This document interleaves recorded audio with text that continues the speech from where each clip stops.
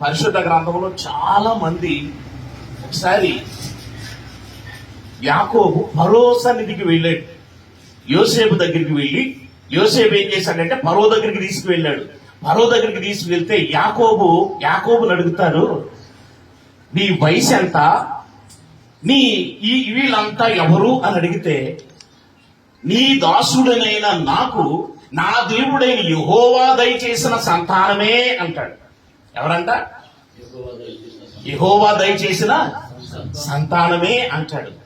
తరువాత యోసేపు తన తండ్రి అయినటువంటి యాకోబు దగ్గరికి తీసుకుని వచ్చినప్పుడు, వీరు నీకు ఏమి కావాలని యాకోబు అడుగుతాడు అనమాట. తన కుమారుడైనటువంటి యోసేపుని అడుగుతాడు, వీరు నీకు ఏమి కావాలను అని అనగా ఏమంటాడంటే, నా దేవుడైన యెహోవా ఈ దేశములో నాకు కలగజేసిన సంతానమే.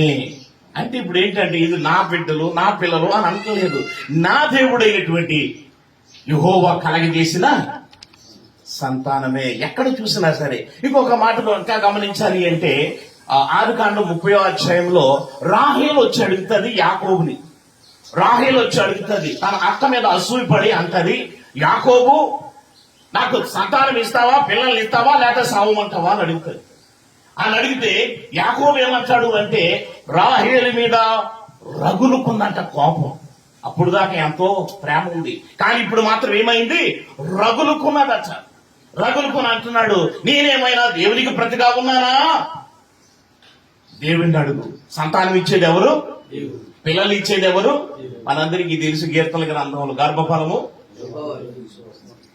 కుమారులను ఆయన ఇచ్చే, అంటే సొత్తు, ఆస్తి, హక్కు. కాబట్టి ఇదంతా కూడా ఏం చెప్పబడుతుంది, ఈ సంతానం. అది మరి ఆ అమ్మమ్మ చెబుతూ ఉంది, యెహోవా దయ వలన నేను ఒక మనిషిని, ఒక కుమారుని కన్నాను. మొట్టమొదటిగా కనుట గురించి మనము చూద్దాం. కనుట మనం కనాలి అంటే యెషయా గ్రంథంలో ఉంది, ఒక జన్మను కనుటకు ఒక దినమును. అది కనటం అంటే సామాన్యమైన విషయము కానే కాదు. కనాలి అంటే ధరించాలి. ఏం చేయాలి? గర్భాన్ని ధరించాలి. తర్వాత గర్భాన్ని మొయ్యాలి. తర్వాత కనటకి వేదన పడాలి. ప్రకటన గ్రంథం 12వ అధ్యాయంలో ఉంటుంది. ఏమిటో తెలుసా? గర్భం ధరించిన ఆ స్త్రీ పిల్లలను కనటాకంట కేకలు వేస్తుందట, నొప్పులు పడుతూ ఉందట. ఇది బాగా స్త్రీకి, అంటే పిల్లలు కనటం స్త్రీ పని అయితే, సంఘాన్ని కనటం మన పని. ఎవరి పని? ఆత్మలు కనటం మన పని. ఇప్పుడు మనం ఏం చేయాలంటే, ముందుగా మన తలంపులో ధరించాలి. పలానా కుటుంబం రక్షించబడాలి ప్రభువా, ముందు మన తలంపులో ధరించాలి. తర్వాత మా గుండెల్లో ఒక భారం రావాలి, బరువు రావాలి. ప్రభువా, వాళ్ళు నశించిపోతున్నారు, వారు నశించిపోవటం నాకు ఇష్టం లేదు ప్రభువా, మీరు తాకండి ప్రభువా, మీరు దర్శించండి ప్రభువా, ఆ కుటుంబం రక్షణలోనికి రావాలి ప్రభువా, సన్నిధికి నడిపించబడాలి ప్రభువా అని మనకు ఒక భారం కావాలి. ఉపవాసాలతో కేకలు వేయాలి, తండ్రి ఆ కుటుంబాన్ని రక్షించండి, ఆ కుటుంబానికి ఆదరణ ఇవ్వండి, ఆ కుటుంబాన్ని ఈ సన్నిధికి నడిపించండి, పరలోక వారసులు చేయండి అని కనుటకు మనం ఏం చేయాలి? ప్రకటన గ్రంథంలో ఉన్నటువంటి 12వ అధ్యాయంలో ఉన్నటువంటి మాటల ప్రకారంగా 2వ వచనంలో ఉంటుంది అన్నమాట. ఏమంటే, ఆ నొప్పులకి కేకలు వేస్తుందంట. ఎవరిని కనటానికి? ఎవరిని కనటానికి? గర్భాన్ని కనటానికి. సరే, సమయంలో జ్ఞాపకం అపుస్తుడైన పౌలు ఒక చక్కని మాట మనకి ఇదే అమ్మమ్మ ఇక్కడ కనుట గురించి 3 సార్లు ఉంటది. ఇదే 4వ అధ్యాయం 25వ వచనంలో ఒకసారి చూడండి. కయలు సరిపోయిన తర్వాత మరొక సంతానం 25వ వచనం, 4వ అధ్యాయం 25వ వచనంలో చూసినప్పుడు అక్కడ ఏముంటుంది అంటే, ఆదాము మరల తన భార్యను కూడినప్పుడు ఆమె కుమారుని కని, కయీను చంపిన హేబెలునకు ప్రతిగా దేవుడు నాకు మరొక సంతానం నియమించనని అనుకుని అతనికి సేతు అని పేరు పెట్టెను. చూడండి ఏం చేసింది. మొట్టమొదటిగా ఇద్దరిని కన్నది, రెండవదిగా హేబెలుకు ప్రతిగా ఇంకొకరిని కన్నది. అదే 5వ అధ్యాయం 4వ వచనం. 5వ అధ్యాయం 4వ వచనం. సేతును కనిన తర్వాత ఆదాము బ్రతికిన దినములు 800 ఏళ్ళు. అతడు కుమారులను కుమార్తెలను కనెను. చూడండి, ఇక్కడ అంటే లెక్క లేదనమాట. అంటే నేను హిస్టరీ ప్రకారంగా చూస్తే దగ్గరగా 30 మంది సంతానం అని చదివానంటే ఇక్కడ లెక్కలు రాలేదు కానీ 30 మంది వరకు కన్నాడట. ఎంతమందిని? 30 మందిని కన్నాడట. ఎవరు? అవ్వమ్మ. కాబట్టి ఇక్కడ జ్ఞాపకం చేసుకుందాం, 3 సార్లు ఉంది. ఎక్కడ? అవ్వమ్మ ఏం చేస్తుంది, ఆదాము ఏం చేస్తున్నాడు, అవ్వ ఆదాము కలిసి ఏం చేశారు? ముందుగా కయ్యేనుని కన్నారు, ఎబేలుని కన్నారు, సేతువును కన్నారు. ఆ తర్వాత ఏంటంటే కుమారులను కుమార్తెలను కంటూనే ఉన్నారు. అక్కడ లెక్క లేదు, ఇంతమంది అని చెప్పలేదు. ఇక్కడ అవ్వమ్మ చేసినటువంటి పని ఏమిటంటే యెహోవా దయ వలన కన్నది, యెహోవా దయ వలన మనుషులను సంపాదించుకున్నది. చూడండి, అలాగే సంఘము కూడా చేయవలసినటువంటి పని ఏమిటి అంటే మరి కనాలి, మనుషులను కనాలి, మనుషులను సంపాదించుకోవాలి. ఎలా కనాలి అంటే అపొస్తలుడైన పౌలు చెప్పుతున్నటువంటి ఒక మాటను మనం జ్ఞాపకం చేద్దాం. చూడండి, ఆ కొరింథీయులకు రాసిన పత్రిక మొదటి పత్రిక 4వ అధ్యాయము 16-17 వచనాల్లో మనం చూసినప్పుడు అపొస్తలుడైన పౌలు అంటున్నాడు. అపొస్తలుడైన పౌలు చెప్తున్నటువంటి మాట ఏమిటి అంటే చూడండి, క్రీస్తు యేసునందు సువార్త ద్వారా నేను మిమ్మును కంటిని గనుక మీరు నన్ను పోలే నడుచుకునుడి. తర్వాత 17 వచనం, ఇందు నిమిత్తము ప్రభువునందు నాకు ప్రియుడును నమ్మకమైన నా కుమారుడును అగు తిమోతిని మీ యొద్దకు పంపినాను. అతడు క్రీస్తునందు నేను నడుచుకుని విధమును అనగా ప్రతి స్థలములోను ప్రతి సంఘములోను నేను బోధించు విధమును మీకు జ్ఞాపకం చేయను. దేవునికి మహిమ కలుగును గాక. హల్లెలూయా. చూడండి, ఇక్కడ చెప్పుతున్నటువంటి మాట, తిమోతిని ఎలా సంపాదించుకున్నాడట? సువార్త చెప్పడం ద్వారా సంపాదించుకున్నాడు. ఆ తర్వాత 17 వచనంలో ఏమంటున్నాడంటే నేను కనిన నా కుమారుడు. సువార్త ద్వారా ఏం చేశాడట? కన్నాడట. సువార్తను చెప్పి దేవుని వాక్యము చెప్పి ఆయన కన్నాడు. అలాగే మనం మనుషులను సంపాదించుకోవాలి అంటే లేక మరి కనాలి అంటే సువార్తను ప్రకటించాలి. ప్రకటించే బాధ్యత మనది, పని చేసే బాధ్యత ఆయనది. ఎవరిది? దేవునిది. దేవుడి పని దేవుడు చేస్తాడు, మన పని మనం చేయాలి. అందుకనే యేసుక్రీస్తు ప్రభు వారు చివరిగా ఆయన పరలోకానికి వెళ్లే ముందు కమాండింగ్, ఆజ్ఞ, మీరు సర్వలోకానికి వెళ్ళండి, సర్వ సృష్టికి సువార్తను ప్రకటించండి. ఇది ఆజ్ఞ, ఇది మాట కాదు. ఇప్పుడు మనకు అప్పగించిన పని ఇదే. ఆ ఆజ్ఞను మనం ప్రకటిస్తే చాలు, కార్యం ఆయన చేస్తాడు. ఎవరిని ఎలా మార్చాలో, ఎప్పుడు మార్చాలో, ఎప్పుడు మార్చాలో ఆయనకి తెలుసు. కాబట్టి ప్రకటించడమే మన పని. అలాగే మన అపొస్తలుడైన పౌలు కూడా ప్రకటించుకుంటూనే వెళ్ళాడు. సంఘాలు కట్టే చోట సంఘాలను కట్టాడు, ప్రకటించే చోట ప్రకటించుకుంటూనే వెళ్ళిపోయాడు. అందుకనే ఆయన పేరు మరి ఈ పరిశుద్ధ గ్రంథంలో స్థిరస్థాయిగా మిగిలిపోయింది. అలాగే మనం కూడా ప్రకటించుకుంటూ వెళ్ళినట్టయితే దేవుని వాక్యం పనిచేయటము ఆగిపోదు, పని చేస్తానే ఉంటది. ఏదో ఒక రోజు పని చేస్తానే ఉంటది, దాని పని అది చేస్తానే ఉంటది. యెషయా గ్రంథంలో ఉంటుంది, నా మాట బయటికి వెళ్ళి ఏం చేస్తుందట? నెరవేర్చకుండా తిరిగి వెనకకి రాదని చెబుతుంది. అలాగే మనం ప్రకటించిన వాక్యము వ్యర్థమైపోదు. మనం అనుకుంటా, అయ్యో ఎంత బోధించినా వీళ్ళు వినట్లేదే, ఎంత బోధించినా వీరు మారట్లేదే అని మనం అనుకుంటాం. కానీ అది పని చేస్తానే ఉంటది. కాబట్టి మనం మారాలనే నమ్మకంతో, మనం సంపాదించాలనే నమ్మకంతో మనం ప్రకటించడం ప్రారంభిస్తే అదే కార్యం జరుగుతుంది. కాబట్టి ఇంకొక మాటను కూడా చూడండి, అపొస్తలుడైన పౌలు ఒనేసిం, ఇక్కడ చూడండి ఫిలోమోను పత్రికలో ఒక చక్కని మాట, మొదటి అధ్యాయము 10వ వచనంలో ఒక చక్కని మాట ఉంటుంది.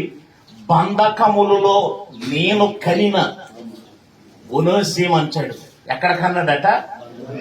బంధకాలలో. అంటే సంతోషంగా ఉన్నప్పుడే ఈ పౌలు గారు ప్రకటించలేదు, శరసాల్లో ఉన్నప్పుడు కూడా కన్నాడు, బాధల్లో ఉన్నప్పుడు కన్నాడు, హింసింపబడినప్పుడు కన్నాడు, మరి కొరడాలతో కొట్టబడినప్పుడు కన్నాడు, గుద్దులు వేసినప్పుడు కన్నాడు, అన్ని విధాలుగా కన్నాడు. అంతేకాదు మనందరికీ తెలుసు అపొస్తలుల కార్యాలు 16వ అధ్యాయంలో మనం 30వ వచనం నుంచి మనం చూసినట్టయితే సువార్త ప్రకటిస్తున్నటువంటి పౌలు శీలను ఏం చేశారు అంటే కొట్టి గాయపరిచి చెరసాల్లో వేశారు. అక్కడ కూడా జైలర్ను కన్నాడు. ఎవరిని? జైలర్ను కన్నాడు.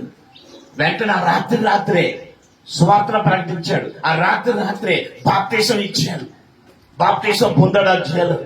అంటే కొరడాలతో కొట్టబడినప్పుడు, చెరసాలలో వేయబడినప్పుడు, మరి జైల్లో ఉన్నప్పుడు, బంధకాల్లో ఉన్నప్పుడు, ఎప్పుడైనా సరే పౌలు యొక్క ప్రకటన ఏమిటి అంటే సువార్తను ప్రకటించటమే. ఆయన జైల్లో అన్ని విధాలుగా కూడా మరి పౌలు యొక్క చరిత్ర చూసినట్టయితే జైల్లో మనకు తెలిసింది ఇక్కడ రాయబడ్డది చాలా తక్కువ, కానీ చాలా ఉంది ఆయనతో.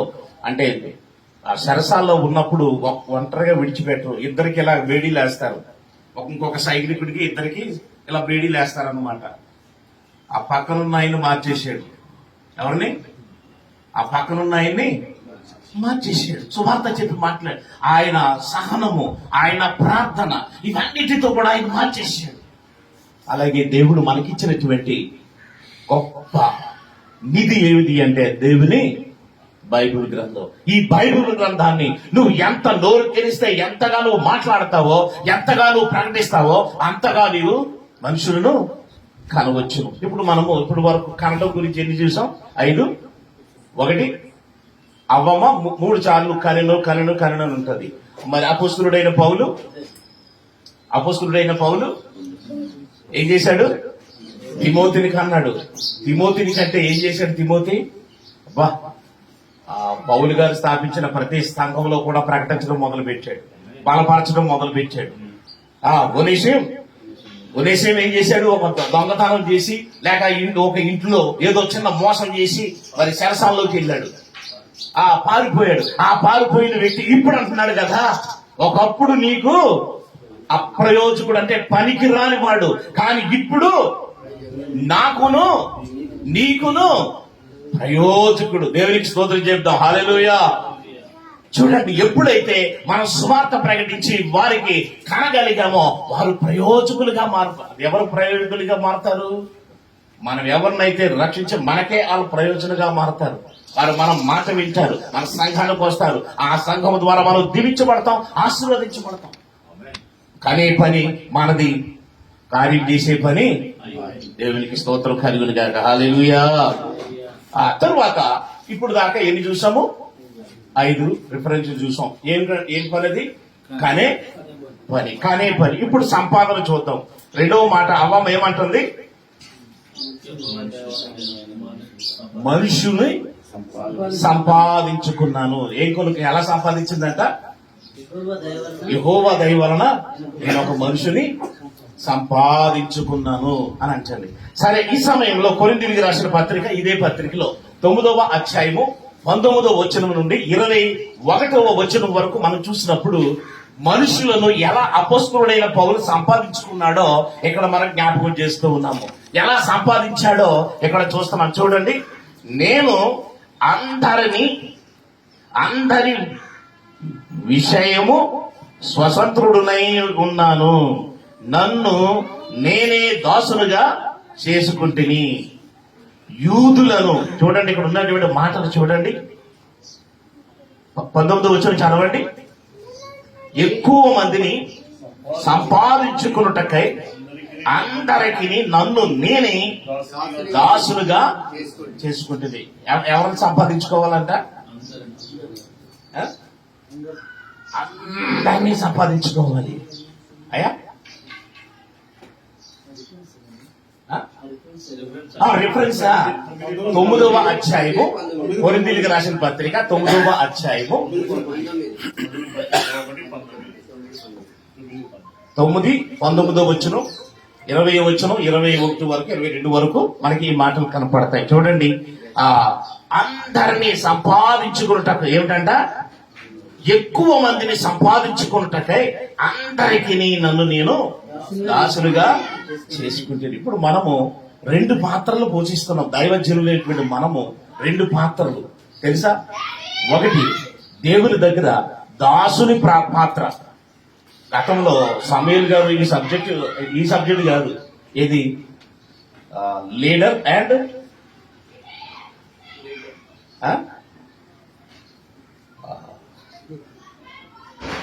ఈ సబ్జెక్ట్ కాలేజీలో చెప్పారు, గుర్తుందా మీకు?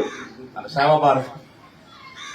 ఈ దాసుడు లీడర్.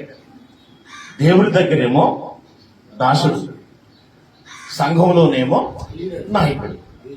దాసుడు నాయకుడు.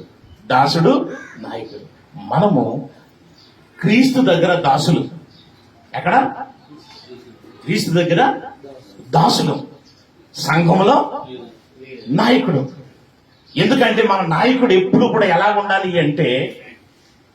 ఉండాలంటే హోందాగా ఉండాలి, గద్దించినట్టుగా ఉండాలి.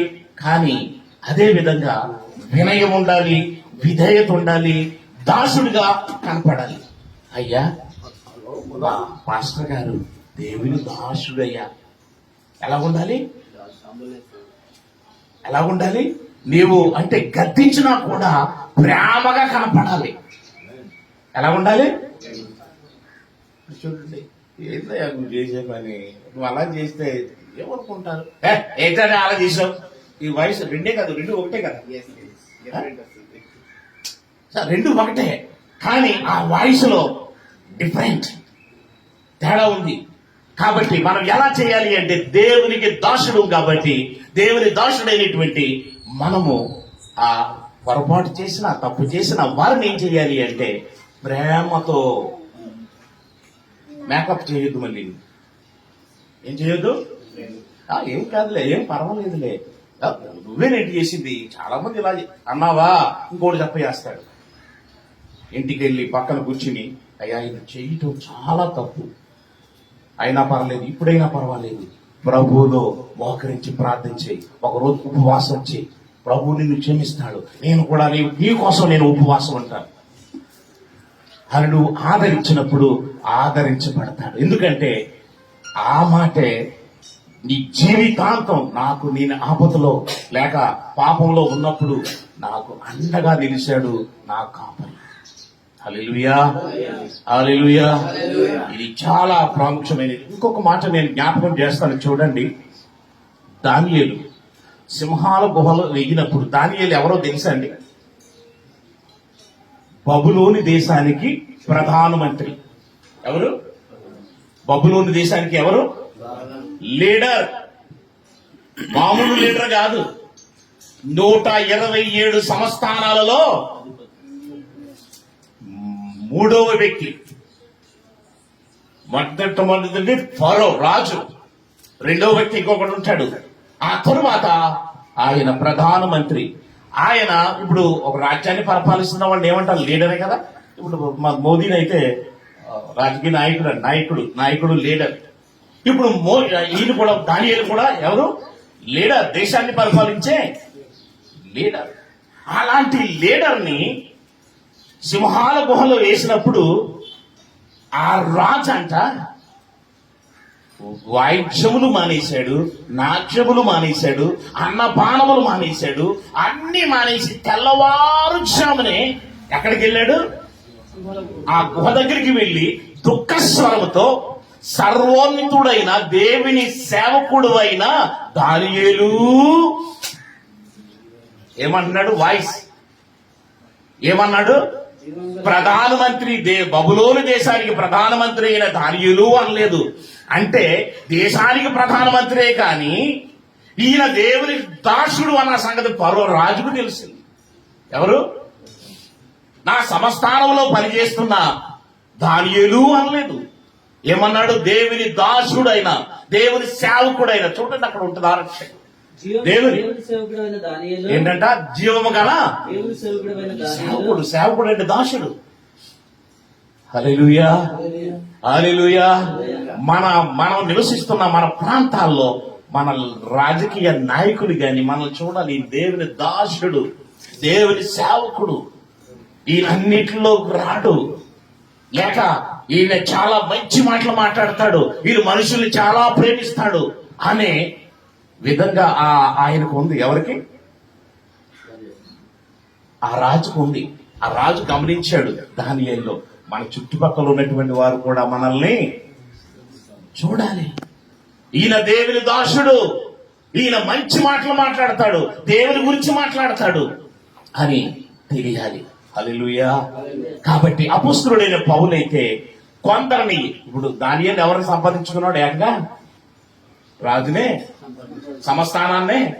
అందులో శత్రువులు ఉన్నారు, శత్రువులే ఇన్ని అక్కడ లోపడించింది, కానీ దేవుని కాపుదల ఉంది. కాబట్టి రాజును సంపాదించుకున్నాడు, ఏకంగా రాజ్యాన్ని పరిపాలించే రాజునే సంపాదించుకోగలిగాడు. దేనిని బట్టి సంపాదించాడు? తన ప్రవక్తనను బట్టి, దేవుని ఆరాధించడాన్ని బట్టి, ఈయన మాటలను బట్టి ఆ రాజునే సంపాదించుకోగలిగాడు.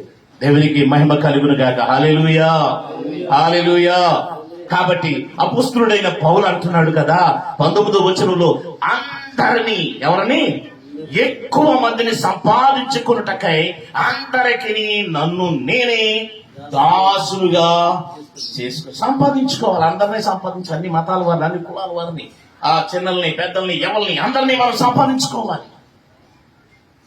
ముస్లింలు సంపాదించుకోవాలి, హిందువులు అందరినీ మనం సంపాదించుకోవాలి అంటే మన ప్రవర్తనలో, మన నడకల్లో, మన మాటల్లో ఏముండాలి?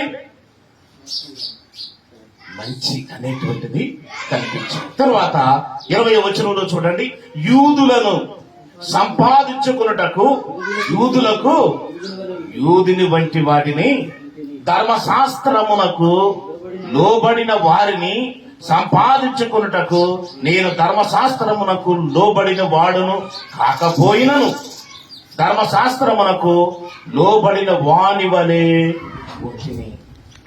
లోబడలేదు, లోబడిన వాడు వలే. ఎలాగా? అప్పుడప్పుడు మనం అంటాం లోబడిన వాడు వలే అంటే, అంటే కొంతమంది అంటాం కదా, ఈయన పలానా ఆయనలా ఉన్నాడు, లా ఉన్నాడు, కానీ కాదు. ఎలాగా? కొంతమంది అదిగో జోసన్న లా ఉన్నాడు, లా ఉన్నాడు, జోసన్న లా మాట్లాడుతున్నాడు, కాదు. జోసన్న లాగాని కాదు. అలాగే ఇక్కడ ధర్మశాస్త్రం పాటించిన వాడిని వలే ఉన్నాడు కానీ పాటించట్లేదు. ఎందుకంటే క్రీస్తులోనికి వచ్చేసాడు. క్రీస్తులోనికి వచ్చాడు కాబట్టి వాళ్ళని సంపాదించుకోవాలి, కాబట్టి యూదులు సంపాదించుకోవాలి. కాబట్టి ఆ యూదులు సంపాదించుకోవడానికి వారి వలే, వారిలా చేసినట్టే కానీ చేయట్లేదు. వారి వలే ఉన్నాడు కానీ, వారిలా ఉన్నాడు కానీ చేయట్లేదు. ధర్మశాస్త్రము లోబడిన వారిని లోబడినట్టుగా ఉంటున్నాడు కానీ లోబడట్లేదు. అదంతా ఇక్కడ ఉంది. ఎక్కడుంది? అదంతా ఇక్కడ ఉంది. అందుకనే ఆయన అందరినీ సంపాదించుకోవాలని. తర్వాత 21వ వచనంలో చూడండి, దేవుని విషయమై ధర్మశాస్త్రము లేనివాడును కాను గాని క్రీస్తు విషయమై ధర్మశాస్త్రమునకు లోబడిన వాడును అయినను ధర్మశాస్త్రము లేని వారిని సంపాదించుకున్నటకు ధర్మశాస్త్రము లేని వారికి ధర్మశాస్త్రము లేని వాడి వలె ఉంటిని. ఎవరికైతే ధర్మశాస్త్రము లేదో, ధర్మశాస్త్రం లేని వారు ఎవరు? మనమే. ఏం లేదు మనకి. ధర్మశాస్త్రం ఇచ్చింది ఎవరికి? ఆనాటి ఇశ్రాయేలు ప్రజలకి, మనకు కాదు. ఆశీర్వాదాలు ఇచ్చింది ఎవరికి? ఇశ్రాయేలుకి. మనకి ఎవరికి ఇవ్వలేదు. ధర్మశాస్త్రం లేని వారు ఎవరంటే మనమే. 10వ అధ్యాయం మత్తయి సువార్తలో ఉంటుంది. యేసుక్రీస్తు ప్రభు వారు 12 మంది శిష్యుల్ని పంపుతూ ఎక్కడికి వెళ్ళొద్దన్నాడు అంటే అన్యజనుల దగ్గరికి వెళ్ళమని చెప్పలే, నశించిన ఇశ్రాయేలు గొర్రెల దగ్గరికే వెళ్ళమన్నాడు. ఎందుకంటే అన్యజనులకి ఆయన అప్పుడు వస్తాడు. ఎందుకంటే సృష్టి ఆదిలోనే మనము ఉన్నామందులో. హల్లెలూయా. కాబట్టి ధర్మశాస్త్రము లేని వారిని సంపాదించుకున్నటకు ధర్మశాస్త్రము లేని వాడి వల్లే వచ్చాడు, వారి వల్లే ఉన్నాడు, వారిని సంపాదించుకున్నాడు. తరువాత చివరిగా ఇంకొక మాట చెప్పేసేసి నేను ముందుకు వెళ్తాను. 22వ వచనం, బలహీనులను సంపాదించుకున్నటకు బలహీనులకు బలహీనుడనైతిని. చూడండి, చివరిగా ఇంకొక మాట ఏమిటి అంటే చెప్పుతున్నటువంటి మాట, బలహీనులను సంపాదించుకున్నటకు. బలహీనులకు బలహీనుల వలె ఉంటుంది. పౌలు యొక్క మరి వేదాంతం, పౌలు యొక్క ఫిలాసఫీ ఎలాగున్నది అంటే, వారి వల్ల బలహీనులాగే వెళ్ళాడు, బలహీనులకు బలహీనుడిలాగే వెళ్ళాడు. కానీ బలహీనుడు కాదు. ధర్మశాస్త్రం లేని వారికి ధర్మశాస్త్రం లేనివాడు వలె వెళ్ళాడు. ధర్మశాస్త్రం ఉంది, అన్ని ఉన్నాయి, బలహీనుడి దగ్గరికి వెళ్ళాడు, బలహీనుడు వలే వెళ్ళాడు. కానీ అందరినీ సంపాదించుకుంటాడు. తర్వాత ఇదే బాగా పూర్తిగా మనం చదివితే చాలా చక్కగా మనకు కనపడుతుంది. ఏ విధం చేతనైనను, ఏ విధము చేతనైనను కొందరిని రక్షింపవలనని అందరికీ అన్ని విధముల వాడనై ఉన్నాను. అందరికీ అన్ని విధముల వాడునైతిని. హల్లెలూయా. మనం కూడా అదే పని చేయాలి, అందరికీ అన్ని విధాలుగా. ఎందుకు ఈ పని చేయాలి అంటే, నేను ఆడి దగ్గరికి వెళ్తున్నట్టు, నేను వీడి దగ్గరికి వెళ్తున్నట్టు అని అనుకున్నాం అనుకో, ఎవరిని సంపాదించుకోలేదు. అందుకనే పౌలు ఫిలాసఫీ మనం పాటించాలి, పౌలు వేదాంతాన్ని మనం అనుసరించాలి, పౌలు మాటలను మనం అనుసరిస్తే ఎంతో మందిని మనము సంపాదించుకోగలం. ఇంకొక మాటను కూడా మనం జ్ఞాపకం చేసుకుందాము, ఇంకా ఎక్కువగా వివరించాలి. ఇదే లూకాసు వార్త 16వ అధ్యాయం 9వ వచనములో అక్కడ ఉన్నటువంటి మాట ఏమిటి అంటే, అన్యాయపు సిరి వలన మీకు స్నేహితులను సంపాదించుకునుడి. ఏమిటంట? అన్యాయపు సిరి వలన మీకు స్నేహితులను సంపాదించుకునుడి. నేను ఒకసారి ఒక మేస్త్రి, నాకు తెలియదు, ఆయన ఒక గృహాన్ని దర్శించడానికి వెళ్ళిపోతున్నాను. బండి మీద వెళ్ళిపోతూ ఉన్నప్పుడు చాలా మంది గుంపు కూడా ఉన్నారు. అక్కడ గుంపు కూడా ఉండగానే నేను అక్కడ ఆగాను. ఏమైంది అంటే, అక్కడ ఒక బిల్డింగ్ మీద 2nd ఫ్లోర్ నుంచి కింద పడి అతనికి భయంకరంగా నడడానికి ఇదైపోయి ఇది ఉన్నారు, కానీ అందరూ ఉన్నారు, కానీ ఎవరు ఏమి ఇది అవ్వట్లేదు. కబుక్కుని వెళ్ళి ఏమైంది అని అంటే, ఇక లేవలేని పరిస్థితిలో ఉన్నాడు. గబగబా వెళ్ళి అతన్ని తీసుకెళ్ళి, నా బండి ఎక్కించుకుని తీసుకెళ్ళి రామంతపూర్ హాస్పిటల్కి తీసుకెళ్ళాను. రామంతపూర్ హాస్పిటల్కి తీసుకువెళ్ళి అక్కడ కొంచెం డాక్టర్ గారు, నాకు తెలుసున్న డాక్టర్ గారు ఉన్నారు, అంటే నడడానికి ఇదైందంటే మన డాక్టర్ చంపాల్ గారు అక్కడ సలహా ఇచ్చారు. అక్కడ తీసుకెళ్ళిన తర్వాత 1200 అంతా బిల్ అయింది. 1200 బిల్ అయితే వెంటనే ఏం చేశానంటే, ఆయన అడ్మిట్ అన్నాడు. ఆ 1200 రూపాయలు నేను పే చేశాను. పే చేసి వాళ్ళ భార్యకి వాళ్ళకి ఫోన్ చేసి వచ్చేసాను. వచ్చేసిన తర్వాత నాకు 2 రోజుల తర్వాత నాకు ఒక ఫోన్ వచ్చింది, అయ్యగారు ఒకసారి ఇంటికి రండి అని. ఆ తర్వాత మీ ఇల్లు ఎక్కడ అని అడిగితే, మాకు దగ్గరలోనే, నేను ఉంటున్న ప్రాంతానికి దగ్గరలోనే ఉంది. వెళ్ళిన తర్వాత వాళ్ళందరూ వచ్చి కాళ్ళు పట్టుకున్నారు. అయ్యా, ఇంకా కొంచెం ఆలస్యం అయితే నా భర్త బతుకుండేవాడు కాదు. పాస్టర్ గారని నాకు తెలుసు, ఇంత ప్రేమ ఉంటుందన్న సంగతి మాకు తెలియదు. ఇక నుంచి వచ్చే వారం నుంచి మేము కూడా ఏం చేశాను, డబ్బులు వాళ్ళకు, అంటే డబ్బులు 2000 అంటే నేను 1200 ఇచ్చాను. వాళ్ళు ఇచ్చింది ఎంతో తెలుసా?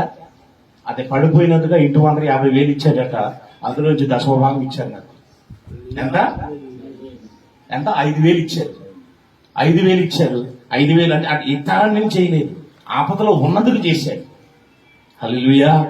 అంటే ఈ అన్యాయపు సిరి వలన, అన్యాయపు సిరి అంటే డబ్బు, ఆస్తి ఏదైనా కావచ్చు, మన దగ్గర ఉన్నప్పుడు ఇలా ఆపదలో ఉన్న వారిని మనం ఆదుకోగలిగితే వారు మనకి స్నేహితులుగా మారుతారు, లేక మన సంఘానికి రాగలుగుతారు. లేదా మనం ఆపదలో ఉన్నప్పుడు, లేక మనము లేమిలో ఉన్నప్పుడు వారు తిరిగి మనల్ని ఆదుకుంటారు. అందుకనే యేసుక్రీస్తు ప్రభు వారు చెప్పింది, ఆ సిరి మీ దగ్గర ఉంటే, అన్యాయపు సిరి అంటే ఒకరోజు మీ దగ్గర ఉంటుంది, అది మిమ్మల్ని విడిచి వెళ్ళిపోతారు, అంతే కదా. ఒకసారి జేబు నిండా ఉంటాయి, అది ఒకసారి మొత్తమే ఉండకుండా పోతాయి. అన్యాయపు సిరి మీ దగ్గర ఉంటుంది, పోతుంది. కాబట్టి దీని మీ దగ్గర ఉండగా స్నేహితుల్ని సంపాదించుకోండి. తర్వాత చివరిగా ఇదే 20 అపోస్తుల కార్యాలు 20వ అధ్యాయంలో 28వ వచనంలో దేవుడు తన స్వరక్తమిచ్చి సంపాదించిన తన సంఘమును కాయుటకు పరిశుద్ధాత్మ మిమ్మల్ని దేని యందు ఇప్పుడు మనందరం ఇప్పుడు ఏంటంటే వీళ్ళందరినీ ఎన్ని విధాల స్వార్థగా సంపాదించాం కానీ ఏ విధంగా సంపాదించినప్పటికీ ఇప్పుడు వీటన్నిటి మీద పరిశుద్ధాత్ముడు మిమ్మల్ని మనల్ని దేని మీద అధ్యక్షుడిగా ప్రెసిడెంట్ గా కాపరులుగా నాయకులుగా మనం ఉంచాడో ఆ దాని మీద మనం ఎలా ఉండాలట? ఆ యావత్తు మందను గురించి మీ మట్టుకు మిమ్మల్ని గురించి జాగ్రత్తగా ఉండండి. జాగ్రత్తగా ఉండు. దేవునికి మహిమ కలుగును గాక. మరి ఈ సమయంలో మరి ఈ మాటలు ఏమిటో, ఈ సబ్జెక్ట్ ఏంటి, ఈ రోజు చెప్పిన అంశం ఏమిటి? కనుట సంపాదించుకునుట. ఇది చాలా పెద్ద సబ్జెక్ట్ ఇది, కానీ చాలా క్లుప్తంగా నేను చెప్పాను. దేవుడు నాకు ప్రేరేపించింది, మరి మీ మధ్యలో అందించాను. కాబట్టి ఈ రోజున మనందరం అధ్యక్షులు. దేనికి అధ్యక్షులము? మన సంఘానికి మనము అధ్యక్షులు. ఎవరు పెట్టారు ఇది? దేవుడే మనల్ని పరిశుద్ధాత్మ ద్వారా మనల్ని పెట్టారు. కాబట్టి దీనిని మన మట్టుకు మనమే జాగ్రత్త వహించాలి. జాగ్రత్త వహించి సంఘాన్ని ప్రేమించి మరి ఇంకా అభివృద్ధి చేసి నానాటికి ఆయన రాకడికి సిద్ధపడతాం. చిన్న ప్రార్థన చేసి నేను ముగిస్తాను. ప్రార్థన చేసుకుందాం.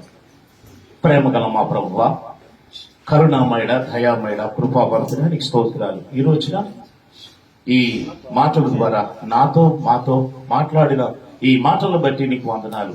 విత్తబడిన ఈ మాటలు ప్రభా మా హృదయాలలో దీవెనకరంగా, మా సంఘాలలో దీవెనకరంగా బోధించుటకు సహాయం చేయండి. ఈ రోజున ప్రభువా మేము తండ్రి కాపరులుగా ఉన్నాము, లేక ప్రభా నీకు దాసులుగా ఉన్నాము. ఇదిగో దాసుడు చేయనట్లుగా, కాపరు చేయనట్లుగా తగిన జ్ఞానాన్ని మాకు ఉపదేశించండి. అనేకులు ప్రభా కనాలి, ఆయన అనేక మనుషులు మేము సంపాదించుకునే జ్ఞానమును కానీ ఓపికను మాకు దయచేయండి. అలాగే మీరు అక్కడ ఆలస్యమైతే మేమందరం మరొకసారి ఆయన కలుసుకుని మిమ్మల్ని మీ నామాన్ని స్తుతించే భాగ్యం దయచేయమని మా రక్షకుడు ప్రభువునైనా యేసుక్రీస్తు వారి పేరిట వేడుకుంటున్నాము తండ్రి. ఆమేన్.